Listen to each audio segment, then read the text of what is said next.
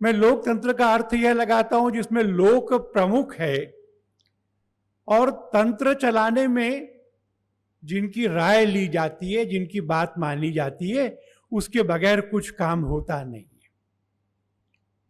ऐसा राज्य जिसमें लोक माने समाज, जनता, ये प्रमुख है, उसका भला होना, उससे परामर्श होना, उस परामर्श का आदर होना और उनकी सबकी राय से सरकार का, समाज का, धर्म का संचालन होना, वह लोकतंत्र है। उसकी एक बिगड़ी हुई व्यवस्था है कि वोट डालकर तय करो। मैंने वोट डालकर तय करो को बिगड़ा हुआ इसलिए कहा कि जो शासक शासन में आते हैं आमतौर पर उनको 30-35% वोट मिला होता है। पर आज हम चर्चा करेंगे राम और लोकतंत्र की। मैं किष्किंधा कांड का एक छोटा सा प्रसंग देख रहा था। वर्षा ऋतु बीत गई, सीता जी की खोज का समय आ गया। सुग्रीव जी ने वानरों को बुलाया, बड़ी संख्या में वानर आ गए। कितने आ गए? तो मानस में है कि शंकर जी ने कहा इतनी बड़ी संख्या में आ गए कि इनकी गिनती करना ये एक मूर्खतापूर्ण प्रयत्न होगा। उन्हीं का शब्द है। अब इतनी अगाध सेना, वो सब लोग आकर राम जी से मिले, राम जी को प्रणाम किया। और राम जी ने क्या किया? राम जी ने उनकी कुशल क्षेम पूछी। कितने लोगों से पूछी? तो तुलसीदास जी ने लिखा है, अस कपि एक न सेना माही, राम कुशल जेहि पूछी नाही। इतनी विराट सेना जिसको गिनना भी असंभव है, उसमें एक भी कपि ऐसे नहीं थे जिनसे अलग से सीधे मिलकर राम ने उनकी कुशल क्षेम न पूछ लियो। ये था राम का संपूर्ण समाज पर प्रेम होना। और हम अगर देखेंगे राम और रावण के व्यवहार का अंतर, तो हम दो चीजों का अंतर ध्यान में आएगा। राम हर मौके पर परामर्श करते, परामर्श का सम्मान करते। अगर उनकी सहमति नहीं होती तो चर्चा करके सहमति बनाते। केवल एक उदाहरण, वानरों ने सुग्रीव जी को बताया और सुग्रीव जी ने राम जी को बताया कि रावण का भाई विभीषण आकाश मार्ग से हमारे शिविर में आ रहा है। राम जी ने सुग्रीव जी से पूछा, अच्छा तो बताइए क्या करना चाहिए? राम जी ने पूछा, सुग्रीव जी ने राय दी। राक्षस मायावी होते, उनका विश्वास नहीं किया जा सकता, इसलिए हाथ पैर बंधवा कर बंदी बना के डालना चाहिए। ऐसी राय आ गई। हनुमान जी भी विराजमान थे। राम जी ने कहा, सखा तुमने अच्छी राय दी है, पर मेरे बारे में तो कहा जाता है कि जो मेरी शरण में आता है मैं आदर से उसको लेता हूं। यह नहीं कहा कि कितना फूलिश सुझाव है, कितना इडियोटिक या मूर्खतापूर्ण सुझाव है, इतना बड़ा एलाय आ रहा है हम उसको छोड़ देंगे ना। सखा नीति तुम नीक बुझाई, अच्छा बताया है, पर दूसरे पक्ष का भी विचार करो। दूसरे पक्ष का विचार हो गया और सब लोगों की सहमति हो गई। उनका स्वागत करो, सम्मान से लाओ, शिला पर बिठाओ, समुद्र का पानी अंजुलि में लो, उनके माथे पर राज तिलक करके उनको लंकाधिपति घोषित कर दो। पर राम ने चर्चा की थी। जब समुद्र के किनारे पहुंचे थे और बड़ा जलधि सामने था, इसको कैसे पार करें, सलाह मांगी। विभीषण जी ने कहा, आपके कुलगुरु हैं समुद्र, प्रार्थना करिए, निवेदन करिए। लक्ष्मण जी को क्रोध आ गया। उन्होंने कहा कि यह प्रार्थना निवेदन तो कमजोर लोग करते हैं, हाथ में धनुष बांध लीजिए, सुखा दीजिए। अब दो राय आ गई, किसको मानना चाहिए? राम जी ने लक्ष्मण को कहा, धीरज रखो, ऐसा भी होगा। और विभीषण जी की राय को मान लिया। सम्मान है राय का, राय को मांगना और राय के लिए आदर रखना, और जिसकी राय नहीं मांगी है उसको भी समझाना। रावण ऐसा नहीं करते। विभीषण राय देते तो उनको लात मारते, मंदोदरी राय देते तो उपहास करते, मंत्री राय देते तो क्रोधित होते। इसलिए लोकतंत्र का अर्थ अगर ऐसा है कि हम सब बातचीत करें, चर्चा करें, चर्चा में से निर्णय निकालें, तो राम जी तो ऐसे ही थे। और राम जी किसी षड्यंत्र के तहत वन में नहीं आए थे। जिस समय उनको युवराज बनाने की घोषणा हो गई, तैयारी हो गई, अवध में आनंद हो रहा था, तो देवताओं को लगा कि ये यहां राजा होंगे, यहीं रहेंगे, तो निशिचरहीन करऊं जगमई ये कैसे होगा? इनको तो पूरे समाज का संगठन करना है, समाज से मिलना है, सब अनुसूचित जाति जनजाति के लोगों को जोड़ना है, इनको वन में जाना चाहिए।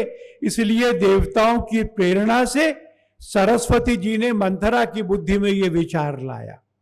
माने राम जी वन में गए, इसकी रचना भी उन्होंने ही की थी। और इसलिए 14 वर्ष किस काम में लगे? जंगलों में, गुफाओं में, पर्वतों में, दूरस्थ स्थानों में जाकर मिलने में। दोनों में अंतर है।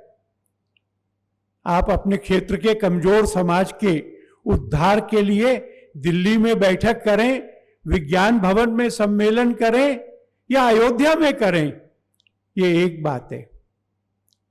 और आप अपने राजसी परिधान को छोड़कर, वैभव को छोड़कर, छत्र और सेना को छोड़कर तापस वेश में, लटाओं वाले बालों में, नंगे पैर एक आश्रम से दूसरे आश्रम में जाएं, एक बस्ती से दूसरी बस्ती के बाहर जाएं और उस सब समाज को मित्र बनाकर गले लगाएं। दोनों में अंतर है। और यह अंतर कितना बड़ा है?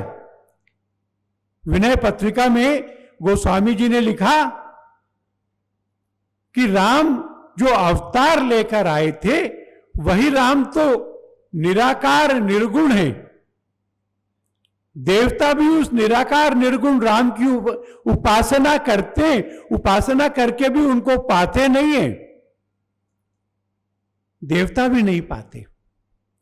और उसके बाद तुलसीदास जी ने लिखा कि जिस राम को देवता भी अपने चिंतन में नहीं आ पाते, उन राम के पास में जब केवट राज गए, चरण छुए, राम खड़े हो गए। राम ने अपनी दोनों भुजाएं फैला दी, निमंत्रण दिया कि आओ गले मिलो। मानस में केवट ने लिखा, कहा बहुत अधम जाति का हूं, जाति, छोटी जाति। राम ने उत्तर दिया, मैं जातियों में छोटा बड़ा नहीं मानता, मैं प्रेम का रिश्ता मानता हूं। और आगे बढ़ के उन्होंने केवट को गले लगा लिया। दोनों की आंखों से आंसू बह उठे, दोनों के शरीर रोमांचित हो गए, दोनों के अंग प्रेम से शिथिल हो गए। यह लोकतंत्र था। त्रिभुवन का राजा राम केवट के पास जाकर उसके पैर छूने के बाद में उनको उठा करके मित्र कह रहे हैं, तुम भरत जैसे मेरे भाई हो, ये कह रहे हैं। 2 साल पहले मैं किष्किंधा गया। एक 400 कदम जंगल में चलना, एक नदी को नदी से पार करना, थोड़ी सीढ़ी चढ़ना और ऋष्यमुख पर्वत आ जाता है। एक गुफा है, बड़ी गुफा है, वहां पर हनुमान चालीसा पढ़ ली। और हनुमान चालीसा पढ़ने के बाद बीच में अग्नि जल रही थी। हमारे गाइड ने हमें कहा यह सुग्रीव जी की गुफा है। हनुमान जी अपने कंधे पे राम और लक्ष्मण को लेकर यहां आए थे। यहां इन दोनों की चर्चा हुई थी, यहां इन दोनों की मित्रता हुई थी, राम की और सुग्रीव की। और उस मित्रता को साक्षी करने के लिए यहां अग्नि जला करके उन्होंने उसकी परिक्रमा की थी। सुग्रीव और राम का संबंध मित्र का हुआ, सुग्रीव और केवट का संबंध मित्र का हुआ। सीता जी का हरण हो गया। राम जी दुख में थे, परेशानी में थे, विलाप कर रहे थे, सीता को ढूंढ रहे थे। उनको गीधराज मिले। गीधराज ने बताया उनको और कहा कि आपकी प्रतीक्षा में प्राण बचा के रखे थे, जा रहा हूं। गीधराज का देहांत हो गया। उनका संस्कार होना था। मरे हुए जानवर का मांस खाने वाले अधम, ऐसा कहने वाले जिसको कहते हैं।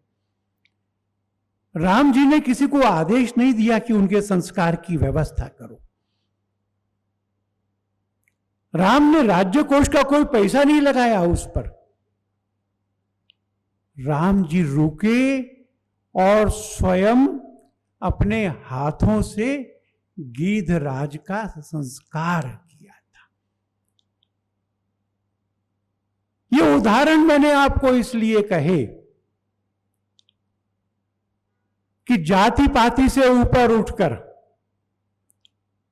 जो अत्यंत पिछड़ी जाति के लोग भी रहे होंगे, चाहे वानर रहे होंगे, चाहे रीछ रहे होंगे, चाहे गीध रहे होंगे, उन सब के पास जाकर, स्वयं होकर पास जाकर के उनको अपने प्रेम के बंधन में बांध करके ऊंचा उठा लेना।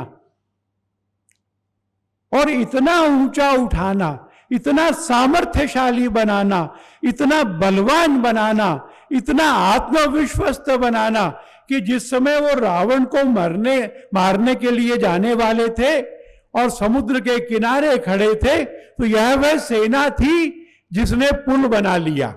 अयोध्या की सेना नहीं आई थी, मिथिला की सेना नहीं आई थी।